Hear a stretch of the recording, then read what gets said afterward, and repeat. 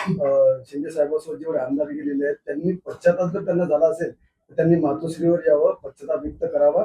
मग आम्ही कुठेतरी विचार करू. म्हणजे ते आता आधी जे जशी त्यांची वक्तव्य येत होती तशी आता आक्रमक वक्तव्य येत नाही, ते देखील आता सौम्य भाषा बोलताना दिसत आहे. हे वक्तव्य 2.5 वर्षापूर्वी जर सांभाळले असते तर हे इतकं पुढे गेलंच नसतं.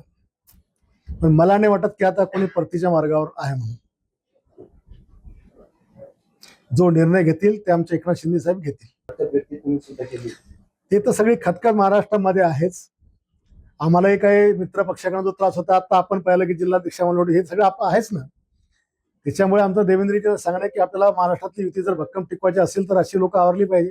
पहिली गोष्ट तर अशा माणसाला फडणवीस साहेबांनी पदाधिकारी केलंच कसं, जो पक्ष वाचू शकत नाही.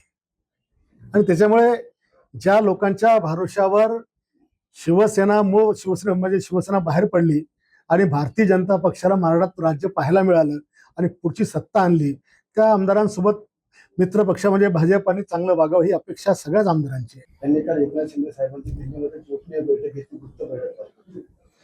हे आता महाराष्ट्र पाहून राहिलेलं आहे आणि 7 खासदार हे शिवसेना प्रमुख बाळासाहेब ठाकरेंच्या पक्षामध्ये सहभागी होण्याच्या मानसिकतेमध्ये आता आलेले आहे. अजून काही आमदार तर राजकारणात काय होऊ शकते काय नाही. आणि एकनाथ शिंदे साहेब तर या गोष्टीमध्ये मास्टर आहेत. अतिशय म्हणजे काय आपण मिशन टायगर हे फक्त साहेबांनीच करावं. भले राज्य लेवलचं आहे, त्यांच्याकडून नोटीस पाठवलं, तुम्ही कसं पाहता? आता मागच्या त्या प्रकाश आंबेच्या प्रकरणापासून हे भूत नाव हे काय असीम सरोदे, अर्धा हिंदुस्थानी अर्धा पाकिस्तानी नाव मला पाहायला मिळालं. आता त्याला आमच्याशी खेळायचंच आहे तर आम्ही पण कोर्टाने सक्षमपणे खेळतो त्याला. भाजपाचे जिल्हाध्यक्ष विजय शिंदे 100 कोटीचा दावा त्याची नोटीस पाठवली. 100 कोटीचा दावा त्यांनी ठोकला याचा अर्थ नक्कीच त्यांच्या मागच्या 35 वर्षाच्या किंवा 40 वर्षाच्या राजकीय कारकिर्दीत 1000 कोटीची कमाई नक्कीच त्यांनी केली असणार. आणि त्याच्यामुळे जर 100 कोटीचा दावा टाकत असतील तर आता मला पण त्यांची ईडीकडे किंवा सीआयडीकडे तक्रार करावं लागेल की एवढे पैसे यांनी कुठून आणले म्हणून. आणि मी नोटीस त्याच्यामध्ये वाचली. त्याच्यामध्ये त्यांनी सांगितलं की मी त्यांच्या आशिलाला बदनामीकारक बोललो. अरे, नगरपालिकेच्या नगराध्यक्षाच्या निवडणुकीमध्ये माझ्या पत्नीने त्याचा 14,700 मतांनी पराभव केला. ज्याची इज्जतच जनतेने ठेवली नाही त्याची बेइज्जत मी काय करणार आहे. जो विधानसभेत 3 वेळेस 4 नंबरला गेला, पहिल्या वेळा त्याला आम्ही निवडून आणला, दुसऱ्या वेळेला काँग्रेसनं आणलं, तिसऱ्या वेळेला काँग्रेसनं आलं, जो कधी स्वतःच्या बळावर जिंकला नाही. आणि आता नगरपालिकेत तर त्याचे 3 तेरा वाजले. आणि त्या नोटीसमध्ये वारंवार मला सांगितलं की तुमच्यावर असे गुन्हे होते ना. बाळासाहेब ठाकरेंचा शिवसैनिक होतो, गुन्हे आमचं आभूषण होतं आणि आमच्यावरचे गुन्हे हे धर्मरक्षणाकरता झालेले आहेत, मुलींच्या रक्षणाकरता झाले आहेत, हे गोरगरिबांच्या शेतकऱ्यांच्या आंदोलनाकरता आमच्यावरती गुन्हे झाले आहेत. आणि आजच्या तारखेला एकही गुन्हा आमचा पेंडिंग नाही, सगळे गुन्हे आमचे संपलेले आहेत. न्यायालयाने आम्हाला सगळ्या प्रकारात निर्दोष केलेला आहे. आणि आज मी बुलढाणा जिल्ह्यात केलेला विकास, मी जे काही इतकं एक आमदार महाराष्ट्रात काय करू शकतो हे जे मी करून दाखवलं, याच्यामुळे यांना जळफळाट होऊन राहिलेला आहे. आणि म्हणून अशा प्रकारच्या नोटीस त्यांनी दिल्या आहेत.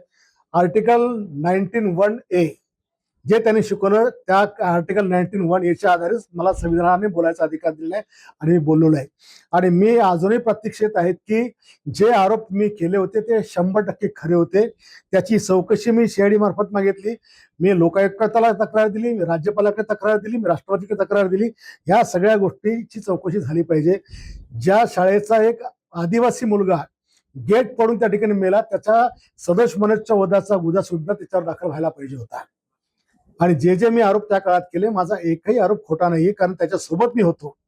आम्ही बऱ्याच गोष्टीचे त्याचे आय विटनेस आहोत. अगदी त्याच्या भावाने दवाखान्यात केलेला बलात्कार सुद्धा आम्ही उत्तर देऊ. त्याने 356 कलम सांगितली. कलम तर आमची पण सगळी पाठ आहे. आणि मला खात्री आहे की न्यायालयामध्ये ज्यावेळेला आम्ही जाऊ तर त्यांचा हा दावा फुल ठरेल. पण 100 कोटीची मला तर काय, माझं घरदार पण ऐकलं तर एवढं पैसे म्हणून निघू शकत नाही.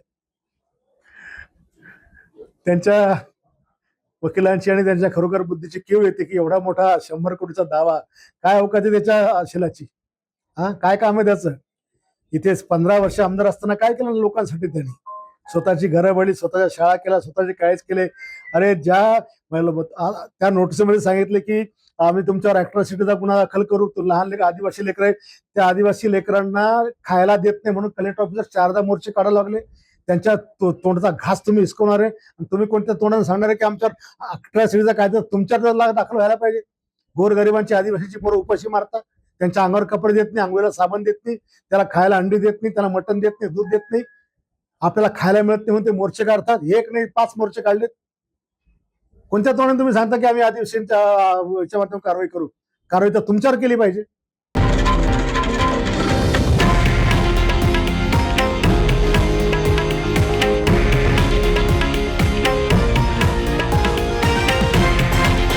हे आहे देशातील नंबर 1 न्यूज नेटवर्क आणि आपण पाहत आहात TV9 मराठी, एकमेव.